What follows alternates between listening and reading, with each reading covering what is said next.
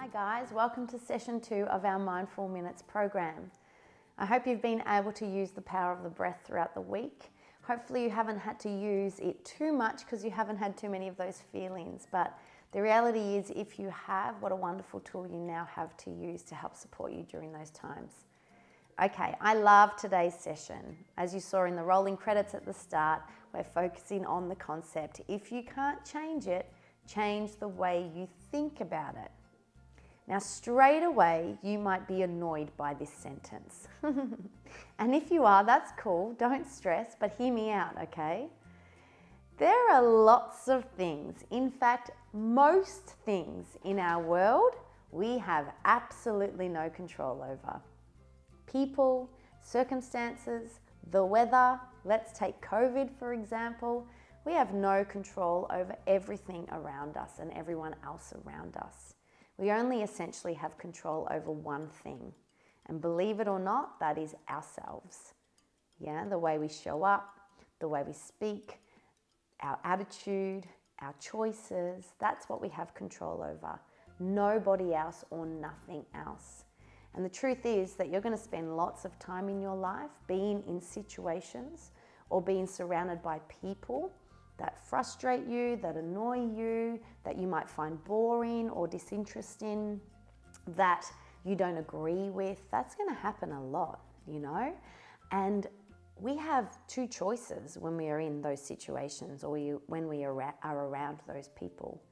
And choice one is to react to it, to feel those feelings of annoyance, frustration, anger, resistance, boredom, unenthusiasm. Like, we can choose to feel all those emotions, absolutely.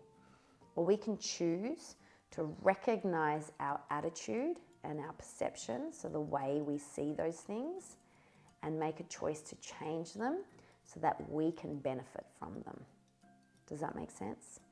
If you can't change it, which more often than not you can't, change the way you think about it.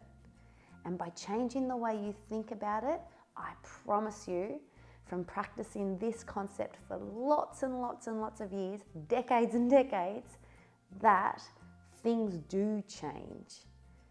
Because when you see something in a different light, suddenly you open up your eyes to opportunity, to growth. Suddenly things that were so frustrating, so annoying, so bad are no longer that way anymore. Suddenly people that were so frustrating, so annoying, so bad are no longer that way anymore because your perception of them has changed. Your perception of that situation has changed. You thought about it in a different way. So instead of doing the same thing over and over that doesn't work out for you, change the way you think about it and notice if that has a difference on your results. Now, that's not to say you accept a situation that's not right, or you accept a person that's not kind or not treating you with respect. What that is to say is change the way you think about it. Change the way you show up with those people or in that situation. So if you're in an environment or a situation where you do feel unsafe, where you do feel scared, where it doesn't feel right, instead of continuing to go back to that situation, can you change the way you think about that situation? So instead of your thought being, these are the feelings I'm feeling, but I have to be in it, the thought can be, I don't have to be in this situation. I can reach out for support, for help. I cannot surround myself with those people or be in that situation that causes me those feelings. Same with that person. You know what I mean? If you have someone in your peer group that perhaps is unkind, is not treating you with respect, is making you think, feel, or do things that are not in line with who you are and how you want to be, they make you feel uncomfortable, then you can choose to think about that situation differently, and you can choose to realize that you don't have to be in their company. You don't have to be immersed in that relationship anymore. You can take yourself out of it. Does that make sense? Or you can seek again support or help. Now let's do a school subject, for example, right? So have a quick think about a subject at school that you have to do every day or every other day that you don't really like. You don't have to tell your teachers. You can keep it to yourself. A subject that you don't like. Perhaps you don't like the actual subject. It's boring. It doesn't motivate you. You're not interested in it. Perhaps you don't like the teacher. You don't resonate with him or her. You haven't built a nice relationship. You don't get it, or her or him, right? So think about that in your mind. So think about the way you think in that situation. Are your thoughts negative towards it? Do you go into that subject, whether you're working and learning from home or when you used to be at school, and are you negative? Are you unenthused? Are you not even wanting to be there? And then, how does that play out in your actions? So do you do the work? Do you even apply yourself in the work? Do you be bothered with the work? What about your attitude towards the teacher? Do you ask questions when you feel like you're being challenged and you need help? Or do you kind of don't give it any energy? Don't even try to change it. And then how do your results show up? Do you do well in that subject?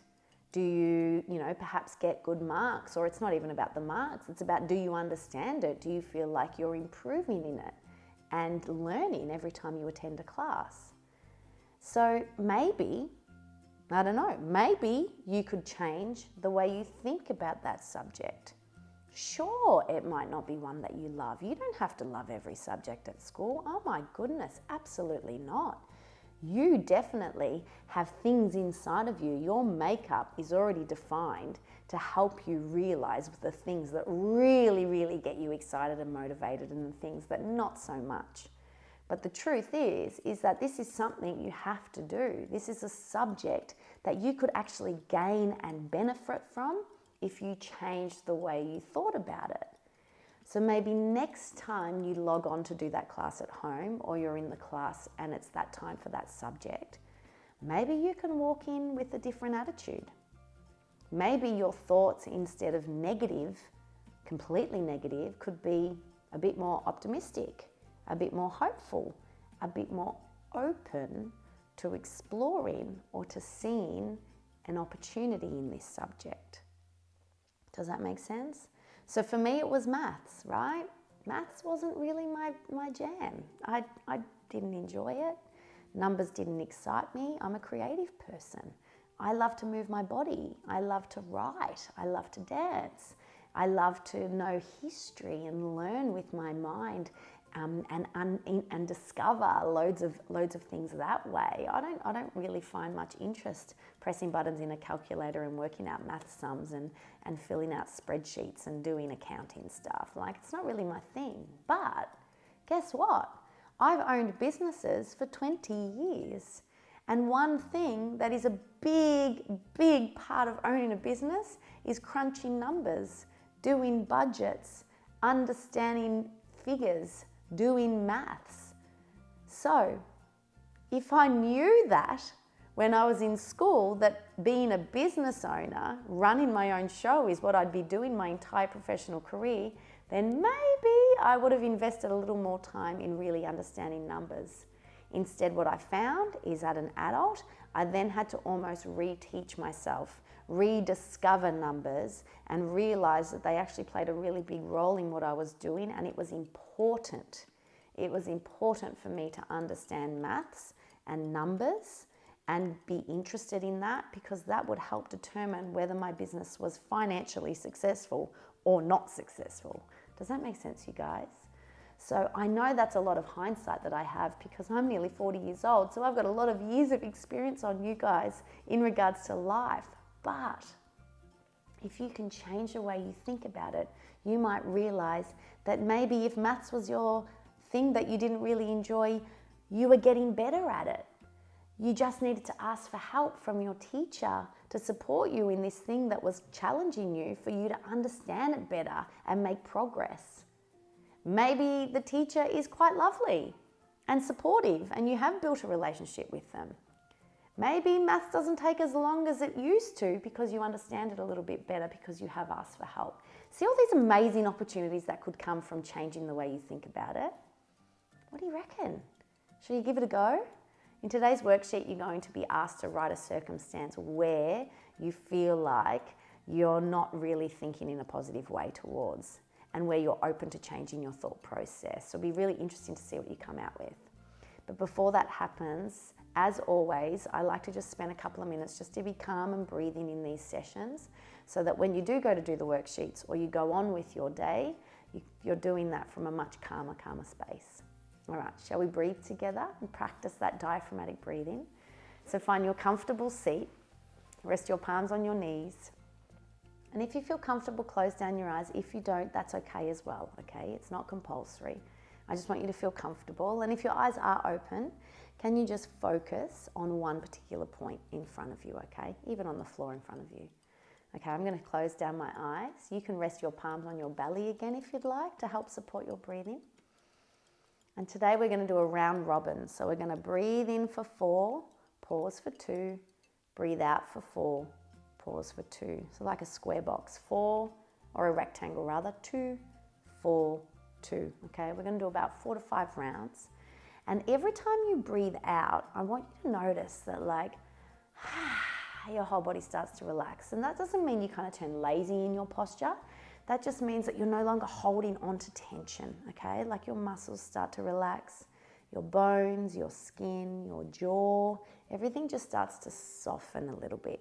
You feel a bit more grounded. Okay, here we go. When you're ready, from the belly, breathe in for 4, 3, 2, 1, pause. Breathe out for 4, 3, 2, 1, pause. Breathe in for 4, 3, 2, 1. Notice your chest rise. Breathe out for 4, 3, 2, 1. Good. And again with my counting. From the belly, inflate the diaphragm. 1, 2, 3, 4. Stay calm. Exhale for 1, 2, 3, 4. 2 more in your own counting, in your own mind, okay? I'll stay quiet and just breathe here through the screen.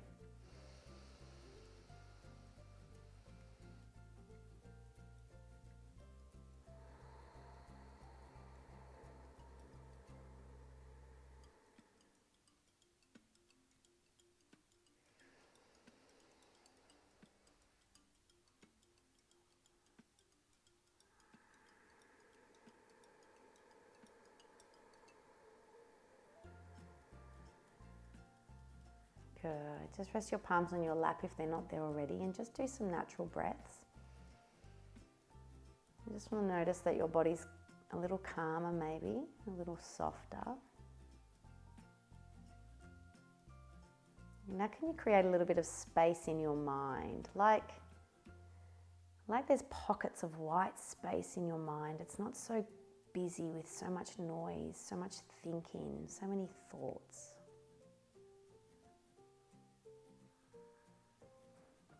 Good, you can gently blink open your eyes. Your worksheet now will guide you to answer a few questions and write a few things down. And the reason why I've created the worksheets is because it's really great to learn all this stuff and hear it with our ears, but it's not really until we A, repeat the information, and B, write it down and see it with our eyes that we really start to take it on board. So the purpose of this program is to not give you all these tools for your tool belt and then to put your tool belt on your bedside table and never wear it. The purpose is for you to wear this tool belt all the time and every now and then be triggered and reminded to pull out a tool from the toolkit I've given you and to help support you in your day-to-day lives. Being mindful is being aware, and I'm giving you lots of tools to help you become more aware.